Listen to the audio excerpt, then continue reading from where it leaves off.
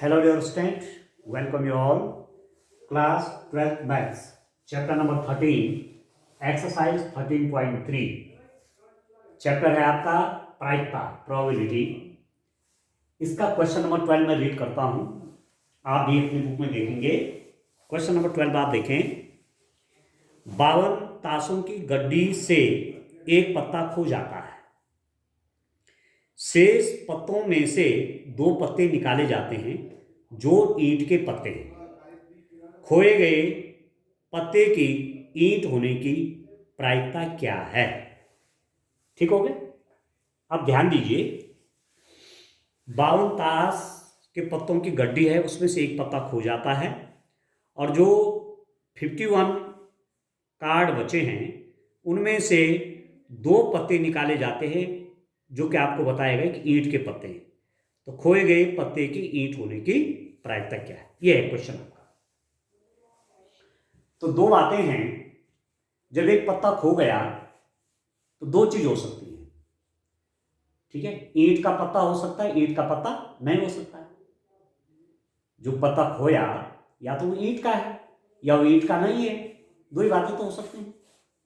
ठीक है, किसी और के रूप में कह सकते हैं ये पान का पत्ता है या पान का पत्ता खो गया है. ठीक है ना, मतलब आप मेरी बात समझ रहे हैं. यहां पर ईंट के पत्ते की बात चल रही, पान तो मैं ऐसे एग्जाम्पल के रूप में कर रहा हूं. तो पत्ता एक हो गया, अब उसको ईंट के पत्ते से जोड़ा जा रहा है. या तो ईंट का पत्ता या ही नहीं है. 2 बात हो सकती है. तो मान लेते हैं, मैं मान लेता हूं, दो बातें मान लेता हूं. माना E1 घटना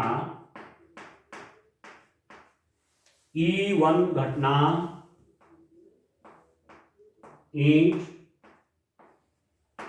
के पत्ते को दर्शाती है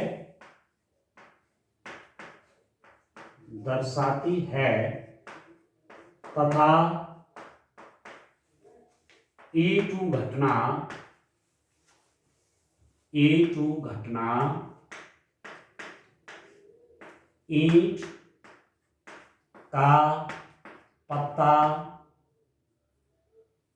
का पत्ता न होने को दर्शाता है. ठीक है, आप समझ गए होंगे. ठीक है दर्शन, 2 बातें हैं. या तो ईंट का पत्ता है या ईंट का पत्ता नहीं है. ठीक है, E1 घटना ईंट के पत्ते को दर्शा रहा है और E2 घटना ईंट के पत्ते को नहीं दर्शा रहा है. ठीक है. अच्छा, एक पत्ता खो जाता है. माना घटना ए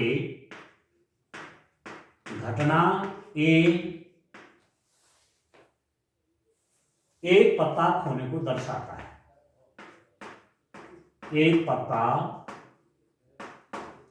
खोने को दर्शाता है.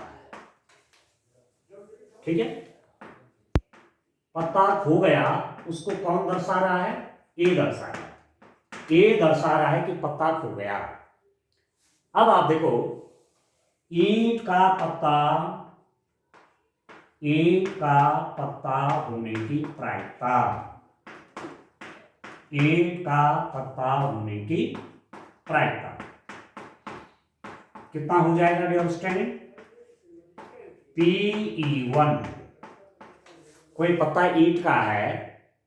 ठीक है, मैंने आपको इस बारे में पहले ही बताया था कि 13 जो आपके कार्ड्स होते हैं डियर स्टूडेंट, 13 आपके ईंट के होते हैं. ठीक है ना, 13 आपके ईंट के हुए. 13 आपके किसके हुए? 13 आपके ईंट के हुए. ईंट मतलब डायमंड. 13 आपके पान के हुए, हर्ट्स. 13 आपके चिड़ी के हुए, क्लब. और 13 आपके हुकुम के हुए, स्पेड. तो ईंट के कुल कितने पत्ते होते हैं? 13. ठीक है, तो कोई पत्ता ईंट का पत्ता है. ठीक है, कोई कार्ड किसका है? ईंट का है, डायमंड का है. तो उसकी प्रोबेबिलिटी कितनी होगी? ईंट के पत्ते होते हैं 13 और टोटल पत्ते हुए 52. ये हो गया 1/4.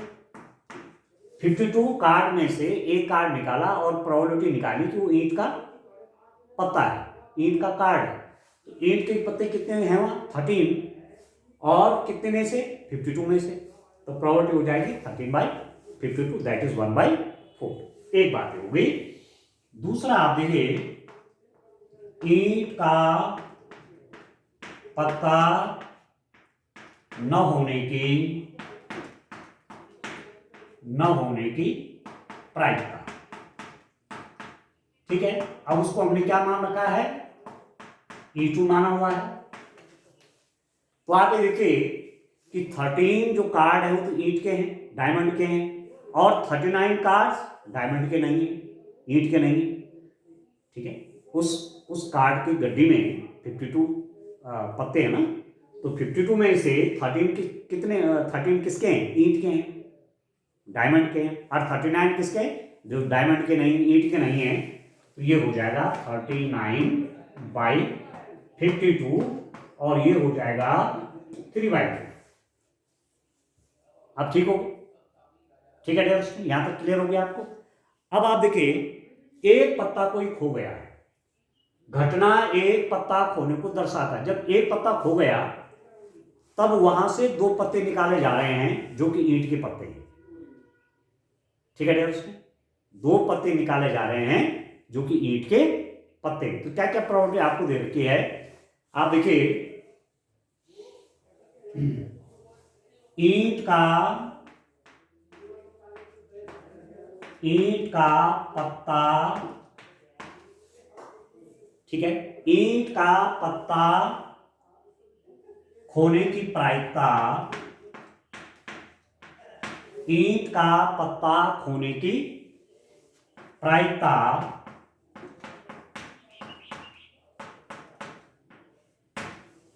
ठीक है, ईंट का पत्ता खो गया है, ईंट का पत्ता खो गया है, ऐसा लिखिए। इसको बजाय थोड़ा सा और लैंग्वेज आप लिखिए, ईंट का पत्ता खोया है, ऐसा लिख लेते हैं ना। दो घटनाएं हो रही ना, या तो खोया गया पत्ता ईंट का है या नहीं है। तो मैं कहता हूं ईंट का पत्ता खोया है, तो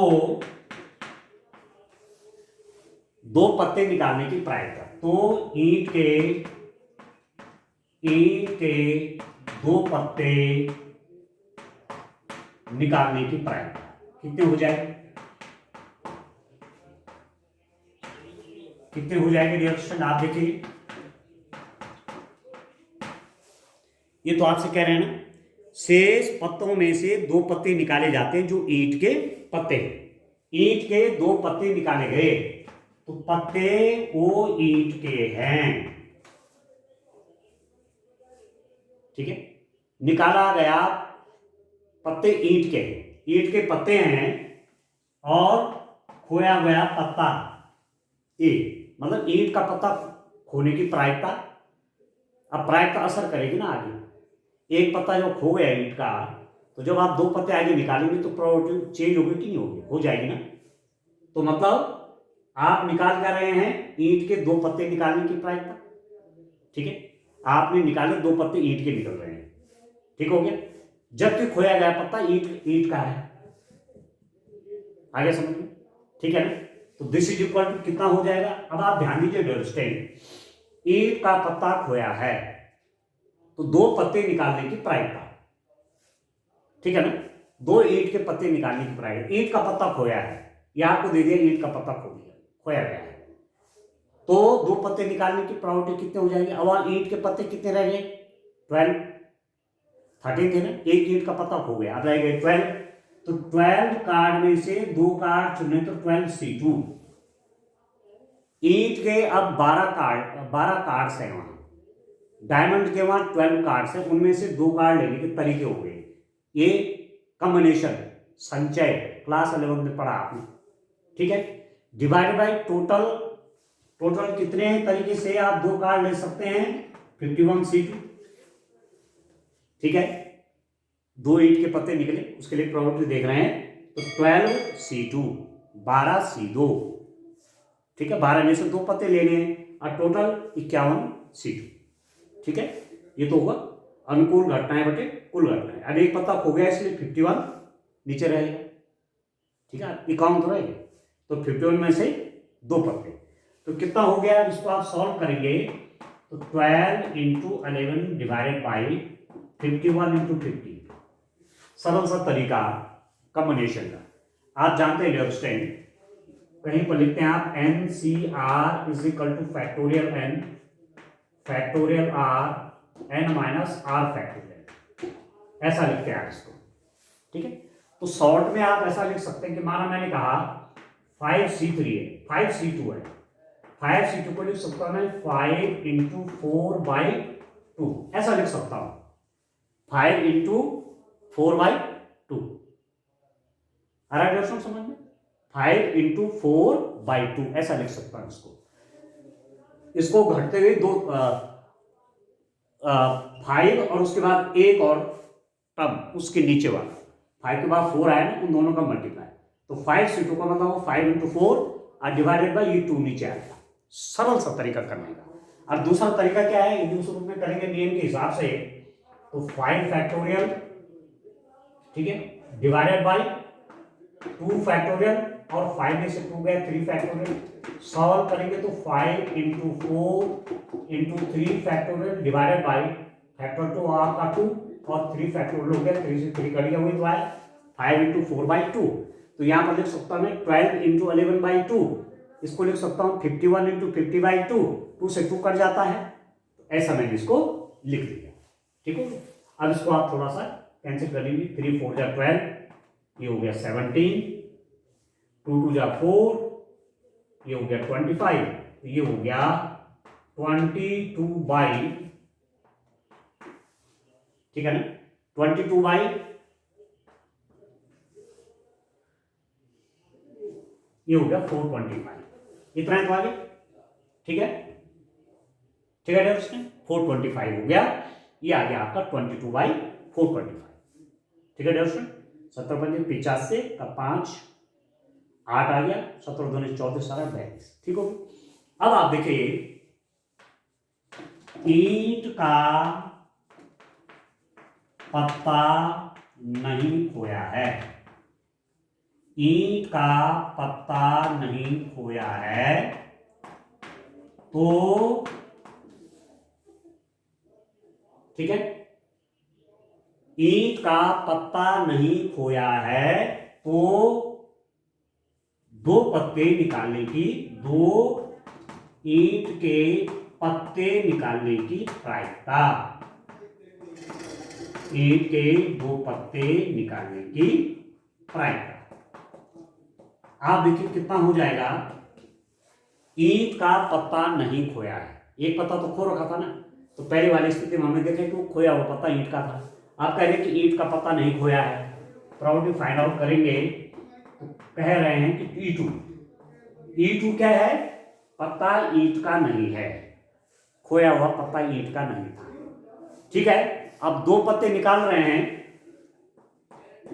जब स्थिति क्या है, पत्ता तो खोया हुआ है, पत्ता तो खो रखा है ना, एक पत्ता तो खोया हुआ है, इसका मतलब वो ईंट का नहीं है, पर पत्ते कितने निकालने हैं, 2 निकालने हैं जो बचे हुए हैं। अब आप देखिए ईंट के 2 पत्ते निकालने हैं और खोया हुआ पत्ता ईंट का नहीं था, इसका मतलब उस गड्डी में उस कार्ड का एक जो पैक है, डेक ऑफ द कार्ड है, उसमें ईंट के पत्ते पूरे 13 हैं, 13 के 13 पत्ते किसके, ईंट के हैं, तो 13 में से 2 चुन लीजिए, 13C2 divided by 51C2, 13C2, 13C2 क्यों, क्योंकि खोया गया एक पत्ता जो खो गया वो ईंट का नहीं, इसका मतलब 13 के 13 कार्ड वहां ईंट के हैं और उनमें से 2 लेने हैं, तो 13C2 हो गए, डिवाइडेड बाय टोटल इवेंट कितने हो जाएंगे, 51C2, क्योंकि एक कार्ड खो रखा है, तो 52 टोटल होते हैं, खो रखा है तो 51 हो गया। अब इसको सॉल्व करेंगे आप देखिए इसको सॉल्व करेंगे डियर स्टूडेंट, E2 है नीचे वाला, ठीक है, दिस इज E2, तो ये लिख देंगे मैं, इसको मैं लिख दूंगा 13 इंटू 12, शॉर्ट में 13 इंटू 12 डिवाइडेड बाई 51 इंटू 50, समझते हैं, ठीक है ना, मैं कह रहा हूं 13 into 12 divided by 2 divide by 51 into 50 divide by 2, 2 से 2 कट जाए। अब इसको आप सॉल्व कर लीजिए, 3 से, 3 4 जा 12, 3 17, 2 2 जा 4, 25, ये हो जाएगा 26 डिवाइडेड बाई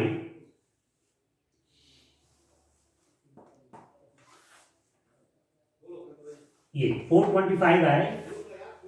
ठीक है उसमें ये भी मालूम हो गया, ये भी मालूम हो गया। अब किसकी प्रॉपर्टी चाहिए? खोए गए पत्ते की ईंट होने की प्रायिकता। अब जो पत्ता खोया है, मतलब घटना ये हुई है, खोया गया पत्ता, ये घटना खोए पत्ते को दर्शाता है। तो ये कह रहा पत्ता खोया है, तो ईंट का पत्ता निकालने की प्रॉपर्टी। अब E1 की प्रॉपर्टी निकालने, जबकि ये दे रखा है कि पत्ता खोया हुआ है। ठीक है ना? ठीक है डियर स्टूडेंट, खोए गए पत्ते की, खोए गए पत्ते की ईंट होने की प्रायिकता, ईंट होने की प्रायिकता। ठीक है, प्रोबेबिलिटी, पत्ता खोया है, ठीक हो गया, और उसका ईंट होने की प्रोबेबिलिटी किया है। ठीक है, ईंट का पत्ता होने की प्रोबेबिलिटी, जबकि खोया गया पत्ता खो गया था। ठीक है, खोए गए पत्ते की, पत्ता खोया हुआ है, ये घटना पता है, और ये निकालना है कि ये निकालना है कि खोया गया पत्ता ईंट का था, मतलब E1 की प्रॉपर्टी चाहिए। तो इनवर्स प्रोबेबिलिटी वापस आ गई कर, तो ये प्रतिलोम प्रायिकता है। ठीक हो, तो दिस इज इक्वल टू, इसको सॉल्व करेंगे, PE1 इंटू P ऐसा लिख देंगे dear student, divided by PE1 into PE1 plus PE2 into PE2। ठीक हो गया। अब इसको आप सॉल्व कर लेंगे, इसको आप सॉल्व करेंगे डियर स्टूडेंट, तो वैल्यू रख लीजिए, सब कुछ आपके पास मौजूद है, तो आप सॉल्व कर लीजिए। कितना हो जाएगा, यहां पर कैलकुलेशन कर लेते हैं डियर स्टूडेंट। आप देखिए, यहीं पर इसको लिख देता हूं मैं, E1 की प्रोबेबिलिटी ये हो जाएगा dear student, that is equal to PE1, PE1 आपके पास आया हुआ है, ये PE1 ये आया हुआ था, PE1 आपका 1/4 है, 1/4 इंटू दिस। ठीक है, ये कितना है, यहां पर निकाला हुआ है। ठीक है डियर स्टूडेंट, ये यहां निकाला हुआ है, ये 1/4 इंटू दिस, ये हो जाएगा 22/425 डिवाइडेड बाई ये पूरा, ये आ जाएगा 425 plus probability of E2, E2 की प्रोबेबिलिटी ये है 3/4 इंटू ये, तो ये कितना निकला हुआ है, ये हमारे पास ये है डियर स्टूडेंट 26/425। क्लियर हो? अब सॉल्व कर लेते हैं इसको, सिंपल सा एक फ्रैक्शन वाली प्रॉब्लम है, 22/1000 डिवाइडेड बाई 22/1000 आएगा, नहीं ये आएगा, इसको सॉल्व कर लीजिए जरा सा, 425 था कि 225 था, 425 है ना, 425 है, यस ठीक है। देखिए डियर स्टूडेंट,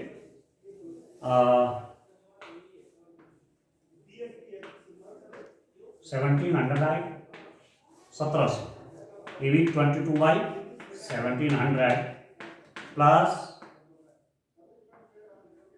81/1700। ठीक हो गया। अब ये कितना हो गया, आप देखिए, इसको देखिए डियर स्टूडेंट, ये कितना हो रहा है, इसको सॉल्व करेंगे, तो सॉल्व करके ये कितना आएगा। देखिए डियर स्टूडेंट, ये मल्टीप्लाई जो है ना, 6 3 जा 18 मल्टीप्लाई गलत हो गया है, 18, 6 3 18 और ये 78 हो गया एक्चुअली। तो ये आपका कितना हो गया, is equal to 22/22 plus 78 by, इसको 1700 लिख लीजिए, अरे हो जाएगा आपका ये, ठीक हो गया। अब इसको सॉल्व कर लेंगे आप देखिए ये एक्चुअली हुआ कितना, ये हो जाएगा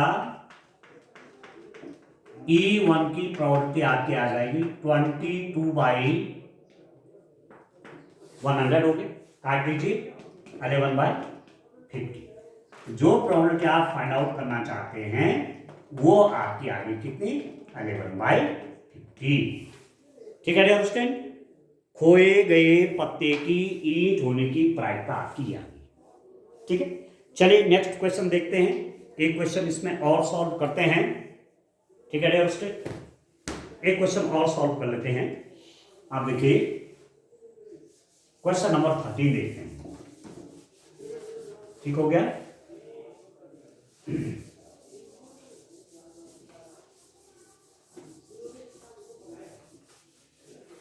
क्वेश्चन नंबर 13,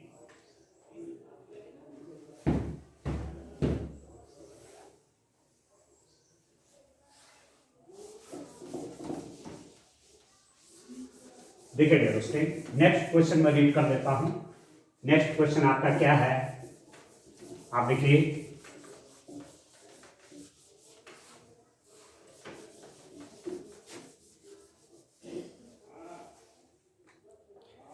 क्वेश्चन नंबर 13 देखिए आप,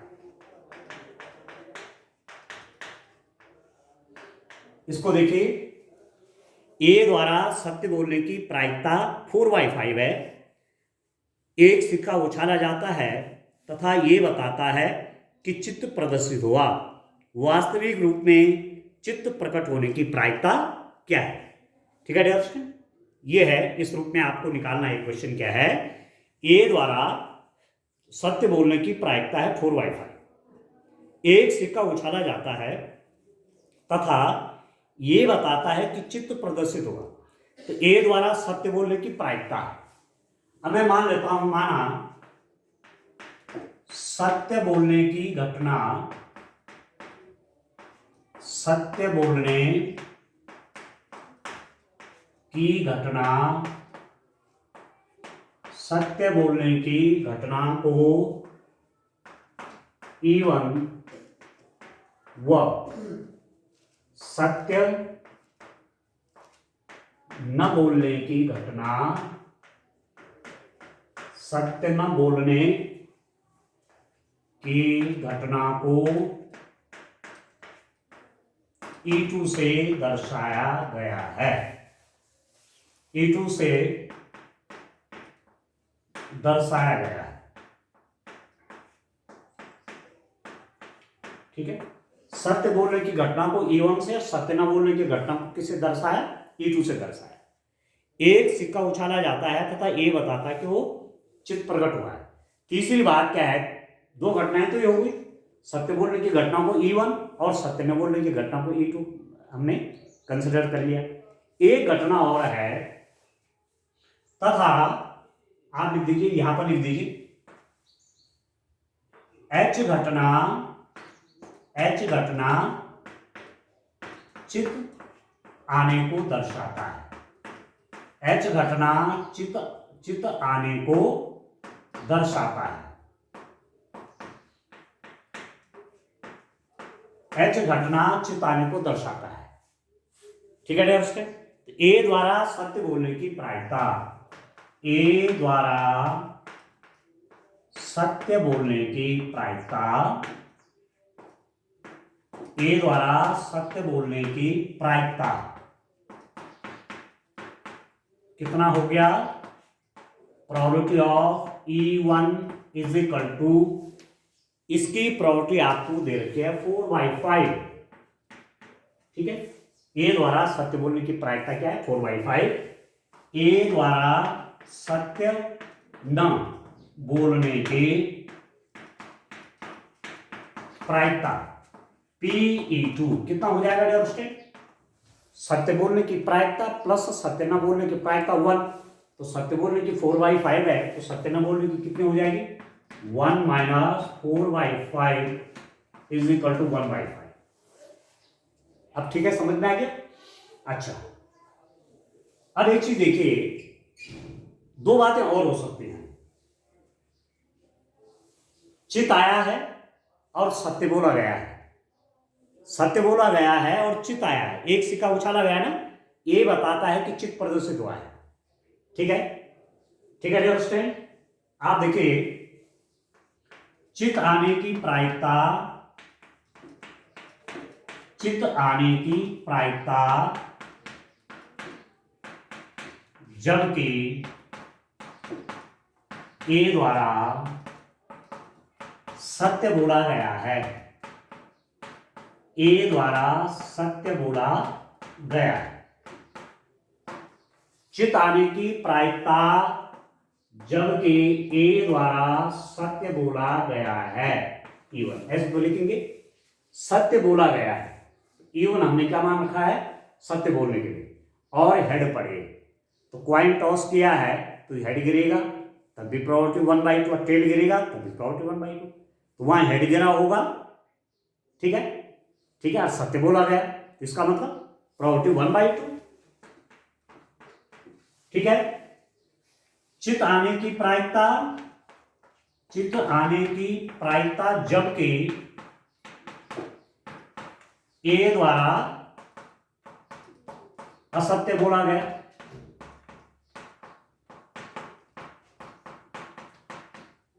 ठीक है डियर स्टूडेंट, तो प्रोबेबिलिटी ऑफ हेड जबकि असत्य बोला गया तब जो प्रोबेबिलिटी 1/2 तो होगी, हेड आने की प्रोबेबिलिटी भी 1/2, ना आने की प्रोबेबिलिटी 1/2, तो चित आया, सही बताया गया, चित है तो 1/2, चित आया पर नहीं बताया गया कि सही है तो प्रोबेबिलिटी 1/2, मतलब हेड नहीं बताया गया तो उसकी प्रोबेबिलिटी 1/2। ठीक है, अब क्या आपसे कह रहे हैं, वास्तविक रूप में चित्त प्रकट होने की प्रायिकता, वास्तविक रूप में मतलब वास्तविक रूप में आप ये समझिए, वास्तविक रूप में,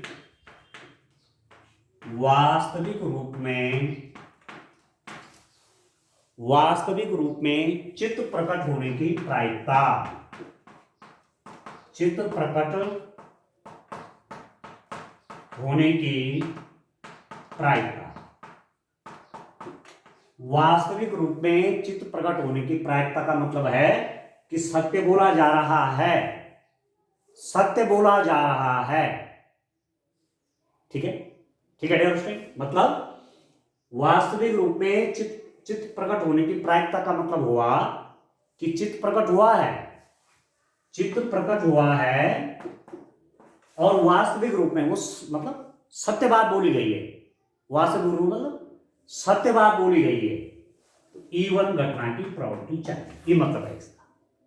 ठीक हो गया, इनवर्स प्रोबेबिलिटी, इसकी प्रोबेबिलिटी चाहिए, इनवर्स प्रोबेबिलिटी का फॉर्मूला लगेगा ना, तो आप लिख देंगे प्रोबेबिलिटी ऑफ दिस E1, ये हो जाएगा dear student, probability of E1 into this probability, ठीक है, डिवाइडेड बाय बेस थ्योरम से, बेस थ्योरम को यूज कर रहा हूं, ठीक है ना, plus probability of E2 into conditional probability of H, Bayes theorem मैंने यूज किया, that is equal to probability of E1, E1 की प्रोबेबिलिटी है 4/5 इनटू ये प्रोबेबिलिटी कितनी है, that is 1/2 divided by 4/5 into 1/2 plus E2 की प्रोबेबिलिटी कितनी है, दैट इज 1/5 इंटू ये आपका 1/2। ठीक है, अब इसको सॉल्व कर लेते हैं। ठीक है डियर स्टूडेंट, अब ये सॉल्व कर लेते हैं इसको, ठीक है ना, इसको सॉल्व कर लेते हैं। आप देखिए ये हो जाएगा आपका, दैट इज इक्वल टू, ये प्रॉपर्टी आपकी हो जाएगी, इसको काट लीजिए, 2 2 जा 4, 2/5 divided by 2/5 1/10 that is equal to 2/5 5 और 10 कैलसियम हो गया 10 5 2 जा 10 2 2 जा 4 प्लस 1 तो ये कितना हो गया 2/5 इंटू 10 ऊपर मल्टीप्लाई में चला जाएगा 10/5 5 2 जा 10 तो दैट इज इक्वल टू 4/5 ठीक है 4/5 आ गया। तो क्वेश्चन नंबर 13 का जो है ए वाला ऑप्शन सही है ठीक है अंडरस्टैंड ए वाला ऑप्शन सही है। तो आप इसका आंसर कैसे लिखेंगे विकल्प ए एग्जाम ऐसे लिखेंगे विकल्प ए लिख दीजिए आंसर 4/5 सही उत्तर है ठीक है। ऑप्शन ए 4/5 इज करेक्ट बस ठीक है। अब इसका लास्ट एमसीक्यू भी कर लेते हैं और आज इस एक्सरसाइज को कंप्लीट कर लेते हैं। लास्ट एमसीक्यू देखिए डियर स्टूडेंट आप देखिए लास्ट एमसीक्यू देखते हैं उसमें क्या है आप देखिए ध्यान से। तो इस रूप में आज बेस थ्योरम आपकी कंप्लीट हो रही है। 6 मार्क्स के एक क्वेश्चन पूछे जाने की पूरी संभावना है। मुझे लगता है यहां से बड़ा ही क्वेश्चन आता है 6 मार्क्स का तो आप तैयार करेंगे ठीक से ठीक हो गया। चलिए डियर स्टूडेंट आप देखिए तो मुझे पूरा विश्वास है कि प्रोबेबिलिटी का जो मेन पोर्शन था वो आपने कर दिया है। कुछ सिलेबस आपका कट भी हो रखा है कोरोना के कारण सिलेबस में कुछ कटौती है। आप बोर्ड की वेबसाइट पे जाके वो सब नोट कर लेंगे कि कितना कितना एग्जाम के लिए तैयार करना है ठीक है। कंपटीशन में तो सभी आएगा परंतु एग्जाम पास करने के लिए अच्छे मार्क्स आ जाए तो सिलेबस देख कर काम करें आप। क्वेश्चन नंबर 14 आप देखिए आपके पास है ये दिया हुआ है A is subset of B A B का सबसेट है बी की प्रोबेबिलिटी आपकी 0 नहीं है ये दे रखा है स्टूडेंट। तो कौन सा ऑप्शन सही होगा conditional probability of A when B has already occur ये निकालना है। तो आप जानते हैं स्टूडेंट कंडीशनल प्रोबेबिलिटी निकालना आप जानते हैं इस फॉर्मूले से निकलती है ठीक है। अब ए बी का सबसेट है पूरा ए सेट बी के अंदर है तो जब आप ए इंटरसेक्शन बी निकालेंगे तो आपका सीधा सीधा ए आएगा क्योंकि ए पूरा बी के अंदर है तो ए और बी में कॉमन क्या है ए है। तो आप लिख सकते हैं कंडीशनल प्रोबेबिलिटी ऑफ ए आ गया डियर स्टूडेंट इसको लिख सकते हैं probability of A divided by probability of B ठीक हो गया। अब आप जानते हैं since probability of B is always less than equal to 1 B की प्रोबेबिलिटी या तो 1 के बराबर होगी या 1 से छोटी होगी ये तो होता है। आपको मालूम है कि किसी घटना की किसी भी इवेंट की प्रोबेबिलिटी 1 और 0 के बीच होती है या तो 0 होगी या 1 होगी या 0 और 1 के बीच होगी। तो probability less than equal to 1 P की। तो जब इसकी प्रोबेबिलिटी 1 यदि 1 के बराबर है तो वैसी स्थिति में क्या बन जाएगा ये आप देखिए पी ए ठीक है। यदि 1 के बराबर है प्रोबेबिलिटी ऑफ बी तो ये दोनों आपस में बराबर हो जाएंगे और यदि ये प्रोबेबिलिटी ऑफ बी 1 से छोटा है तो ये वाला तो फिर बड़ा हो जाएगा ठीक है। तो ये हो जाएगा ग्रेटर देन इक्वल टू ये वाला ऑप्शन सही हो जाएगा। अगर समझ में ठीक है ना। तो आपका ऑप्शन नंबर 14 क्वेश्चन नंबर 14 का सी ऑप्शन सही है। आप लिख देंगे ऑप्शन सी ब्रैकेट में चाहे लिख भी दीजिए ये वाला पूरा इज करेक्ट ठीक है। विकल्प सी सही उत्तर है बस MCQ के लिए इतना लिखना पर्याप्त होता है। ठीक है डियर स्टूडेंट, तो इस रूप में हमने बेस थ्योरम से रिलेटेड क्वेश्चन आज कंप्लीट किए। ठीक है, मुझे पूरा विश्वास है कि आप ध्यान से करेंगे। आज के लिए इतना काफी है। Thank you, bye bye.